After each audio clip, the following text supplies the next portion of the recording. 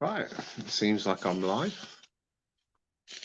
So I'm going to just give it a minute and see if people want to join me for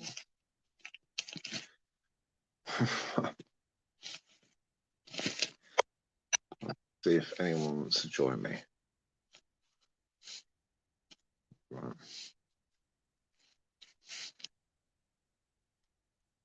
Just give it a minute. And hi everyone, hi there. As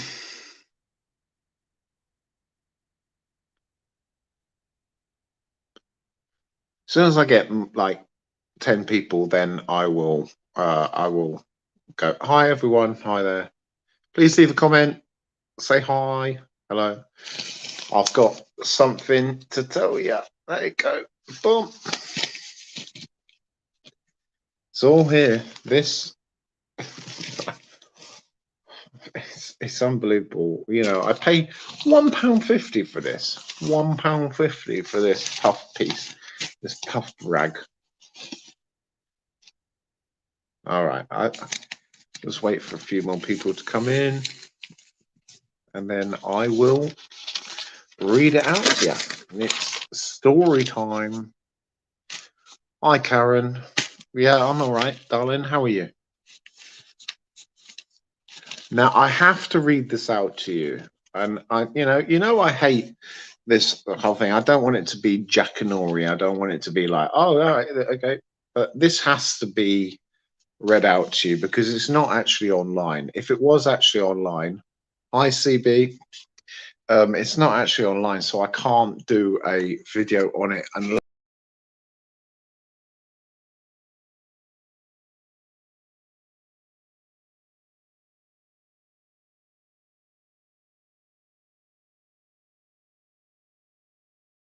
Come back. No, it's not actually online, so I can't send you the link to it, but it is in this paper here, the Folkestone Herald. There you go. Right. And like I said, it's not like Jackanory. It's not like I'm going to read out a story, but the front page says this. It says, humanitarian crisis continues as refugee detention facilities criticized. Now, over it, listen to this. Right. Here. Can I bring it over? There you go. England is hope. We hope they will treat us as human. Okay. Now listen to this, right? Louis Smith, right? I'm going to read it out to you. You're back to see a stream at Frontier House. Nothing changes. Laugh out loud. I know. Right. Listen to this. Listen to this, guys. Listen to this. Louis Smith went down to the beach last week to find out about life on the front line of the humanitarian crisis on Kent shores. Humanitarian crisis. Okay. Now I take umbrage with that. I think, no, it's not a humanitarian crisis. The fact is the French should actually be dealing with it in the first instance, right? He goes, this is a story that he's writing. It's 8 a.m. and one lookout to sea confirms the forecast. Perfect weather with not a cloud or breath of wind in the sky. All right, so now you're starting with like, look at it, look outside, look on the channel. All right, here we go. But these conditions are also perfect for the people smuggling gangs who have been launching boats up and down the coast of northern France and Belgium during the early hours. Yeah, right. They pay upwards of £6,000 to actually get on a boat. Listen to this. Sure enough, at 9 a.m., I receive an alert informing me that the RNLI have dispatched by boat from its station at Dungeness. I travel to the scene. I hear Border Force patrol vessel is also at sea. A sure sign boats are on their way towards shore. Well, okay, right. If you go to marine traffic, sometimes you can actually hear it. You can actually see it. Going back, seeing nothing. Yeah, right. Yeah, if you go to they turn their transponders off. Now listen to this. At around 9:30 a.m., I watch as the first boat of the day arrives on the wide shingle beach of Dungeness. A group of 32 men, mainly from Iran and North Africa, are shepherded by police away from their black dinghy, which is powered by an outboard motor. One man, Ahmed from Iran, tells me he and his friends paid £2,500 for a place on the boat. Right? Right. Some of them actually pay up to £6,000, but still. A quick bit of maths shows that this small inflatable has been worth almost £100,000 to the gangs who control border crossings like these. Ahmed said that they set off from France at the dead of night before making a 10-hour journey across the channel. When I ask how safe the crossing was, he tells me very dangerous before adding simply, not a nice trip. Well, you shouldn't be getting in the boat in the first place, Ahmed. What the hell, right? There we go. The group, including one man wearing a live or die t-shirt, stumbles across a stony beach towards a makeshift processing centre at Dungeness RNLI station. Some shelter in the shade of the building, whilst others stretch full length to sunbathe as they wait to be booked in by police. What? They wait to be, they're sunbathing, right? I went to Dungeness the other day, and if you actually watch my video, you could actually see I know the actual lighthouse keeper, and he told me exactly where to actually go to actually find them. Here you go.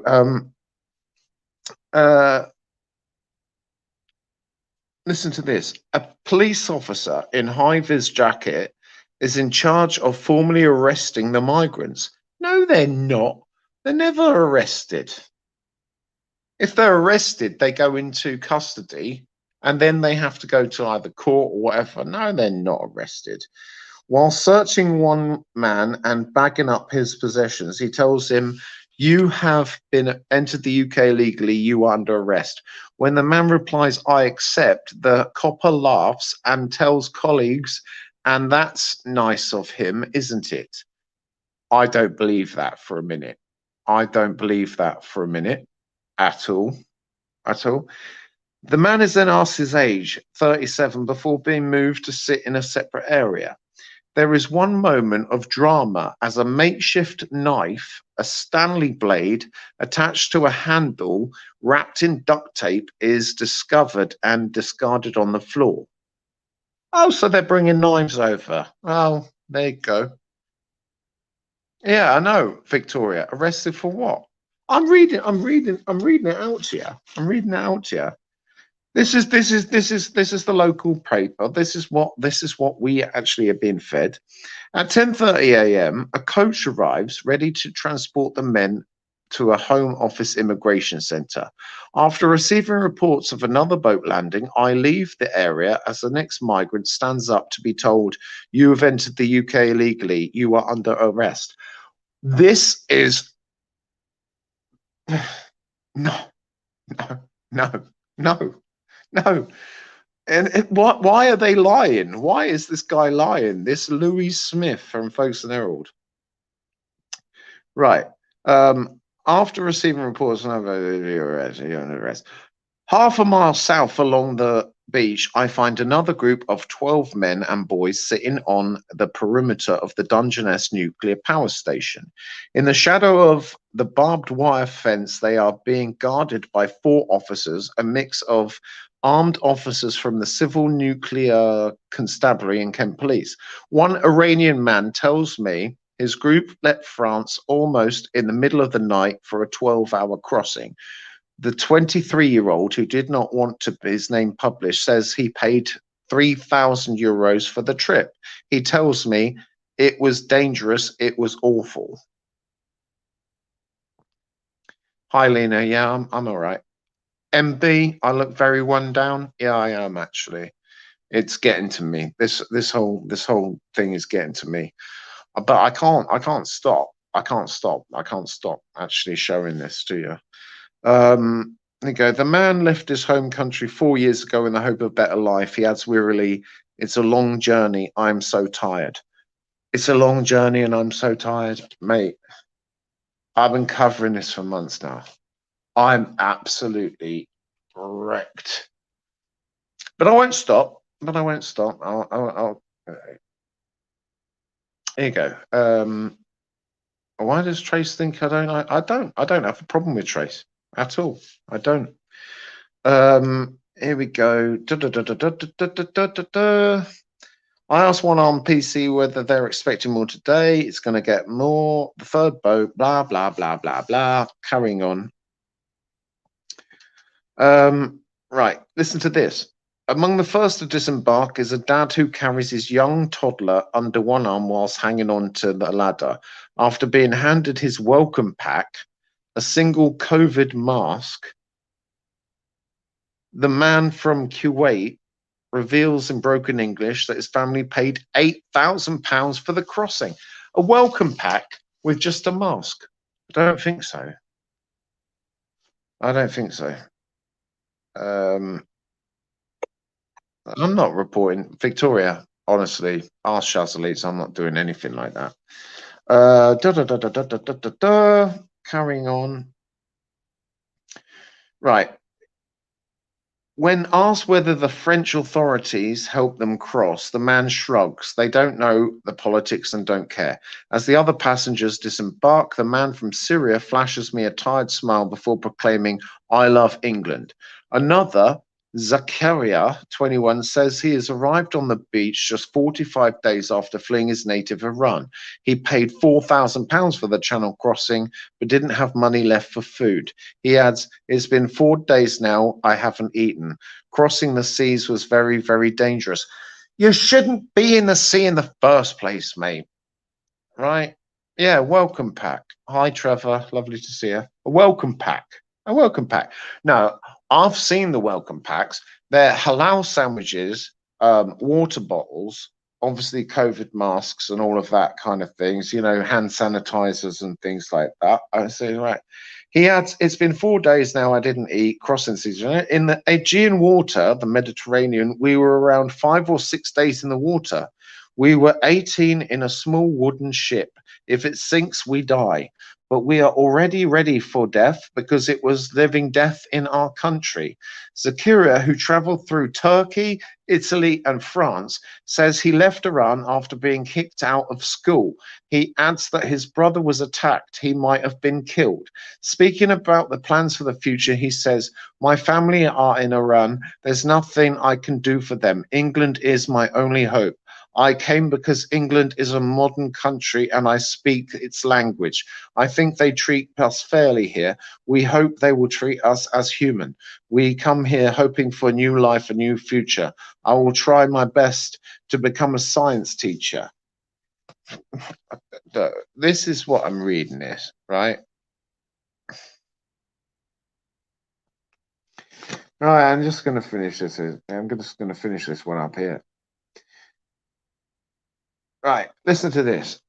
The third landing at Dungeness was watched and photographed by around 20 tourists who had gathered on the beach. Images of human suffering will now form part of their holiday albums.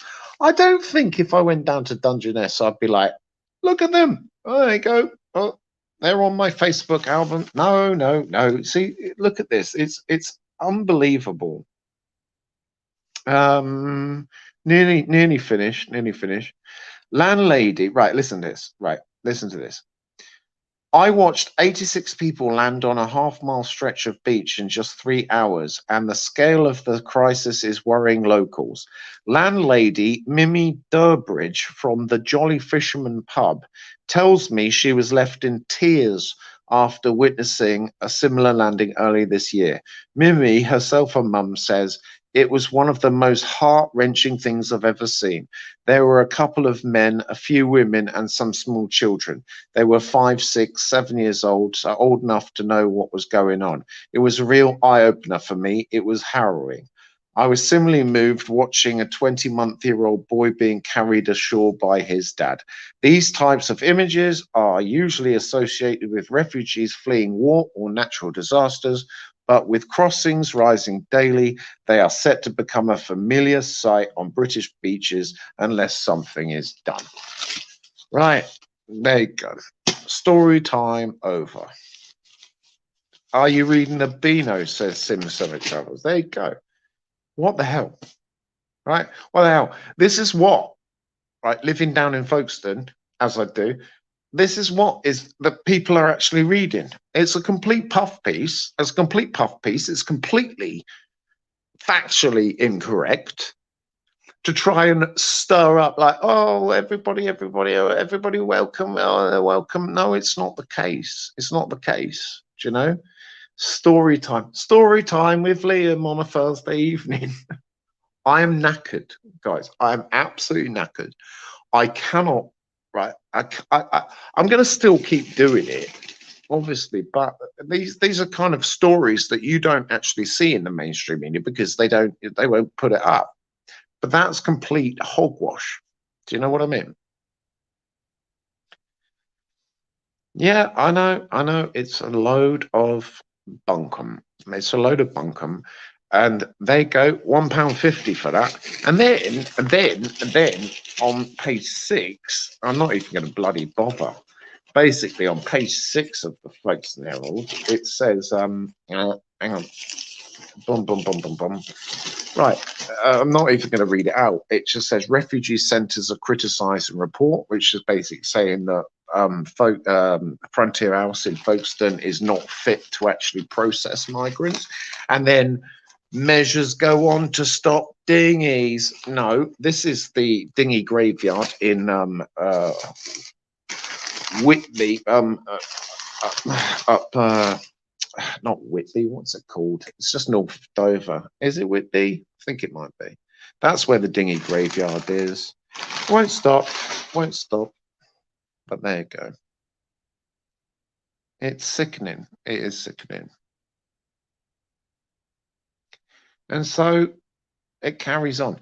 Now, yesterday, I'll be honest with you, yesterday I went for a walk around Hive and I went down to Stay Court Hotel. And as soon as I got anywhere near Stay Court Hotel, which is 43 rooms, completely fully booked until the end of September, right? And they are sharing the rooms themselves, so there must be at least 100 down there on Stay Court Hotel on the promenade down in Hive, which I actually confronted Damien Collins, our MP, about, who said, I don't agree with it, it shouldn't be happening. As soon as I went down there yesterday, the security guards, they came at me. All 3 of them came at me. You know? Either way, I just thought that you might be interested in what we're being fed. You know, we're treated like mushrooms. You know, kept in the dark and fed. Boop. It is what it is. You know. So anyway, guys, I just thought I'd just come on here and just give you the lowdown. I'll carry on. On Saturday, I think I'm going to London about the Gurkhas. I heard it might have been called off, but maybe not. So I will love you, leave you, and get some sleep because I'm knackered.